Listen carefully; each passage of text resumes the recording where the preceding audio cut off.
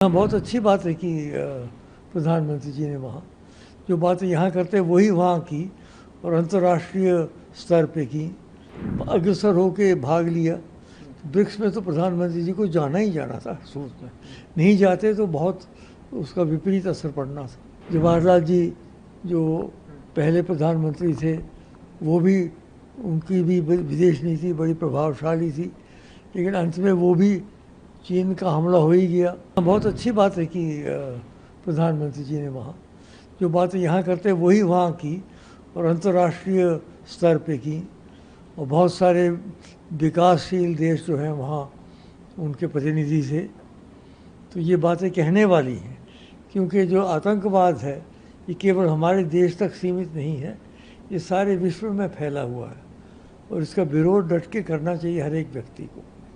Sir, जिस तरह से प्रधानमंत्री विदेशों में जाकर पहलगाम हमले की निंदा कर रहे हैं और आतंकवादियों और जो देश उनको जिस तरह से सख्त अपना रवैया अपनाए हुए हैं, आपको लगता है कि एक बड़ा मैसेज जो है, जो लोग आतंकवादियों को पनाह देते हैं उन तक पहुंचेगा और वो भविष्य में भारत की बात को और अन्य देशों की बात को जो है उन तक पहुंचना चाहिए।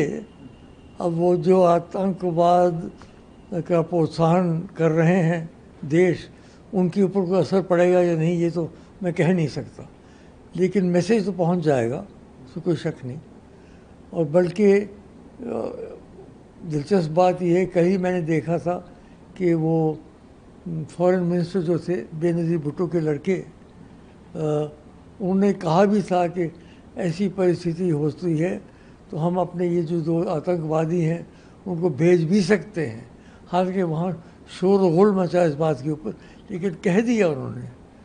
तो उनके ऊपर अगर प्रेशर लाया जाए कि इस किस्म के लोगों को वहाँ ना रखिए तो शायद कोई असर पड़े, लेकिन हमें सतर्क रहना है। लेकिन सर, कांग्रेस बार बार देखा जा रहा है कि रहे हैं प्रधानमंत्री को लेकर वो कह रहे हैं कि जब ऑपरेशन सिंदूर हुआ तो कोई अन्य देश हमारे साथ खड़ा नहीं हुआ। कोई शक नहीं। तो उस पर आप क्या कहेंगे सर?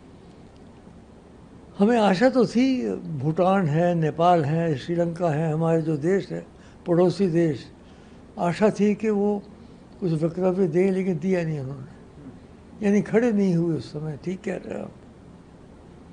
ये भी कांग्रेस पार्टी लगातार कह रही है, उनके नेता कह रहे हैं, मंत्री मोदी कि जो विदेश जो जाते हैं उससे देश को कुछ हासिल नहीं हो रहा, और इस समय का क्या महत्व था जब चाइना और रशिया दोनों ने ही इसको अटेंड नहीं किया। नहीं, इसका कोई अर्थ नहीं, वो ना भी आए, इसका अर्थ ये तो नहीं कि हम ना जाएं, क्योंकि ब्रिक्स में हमने बड़ा अग्रसर होके भाग लिया। ब्रिक्स में तो प्रधानमंत्री जी को जाना ही जाना था सूरत में, नहीं जाते तो बहुत उसका विपरीत असर पड़ना था। ठीक है, रूस और चीन वाले ना ही आए, नहीं आए, उनकी अपनी मजबूरियां होंगी।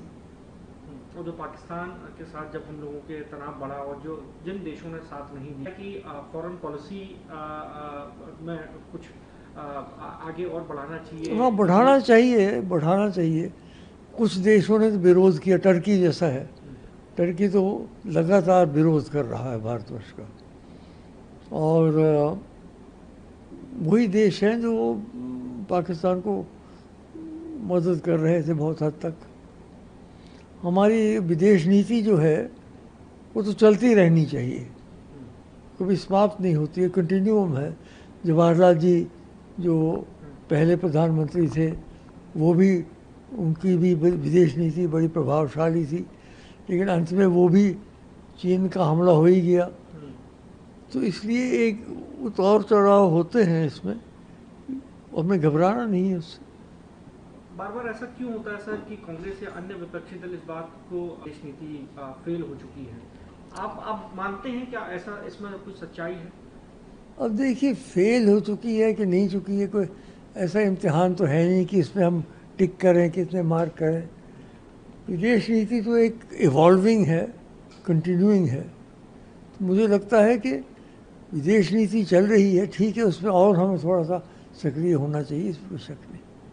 लेकिन विरोध कोई करना विदेश नीति का मुझे नहीं लगता है कोई उसमें कोई ख़ास तंत्र, व्यक्तिगत रूप से।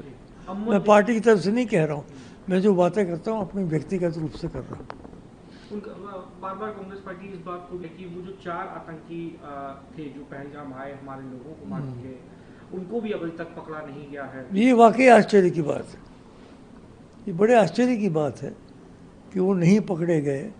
इसका मतलब है निकल गए होंगे या रूल मिल गए होंगे, वस्त्र बदल के, या कहीं चले गए होंगे, क्योंकि गायब तो नहीं हो सकते हैं ना। अगर उसी जगह थे तो कहीं ना कहीं तो मिलते। अभी तो महीना हो गया, 1.5 महीना हो गया, अभी तक मिले नहीं। इससे स्पष्ट है कि वो वहाँ हैं नहीं, या तो वो वापस पाकिस्तान चले गए हैं और या कहीं लोगों में घुल मिल के बैठे हुए हैं।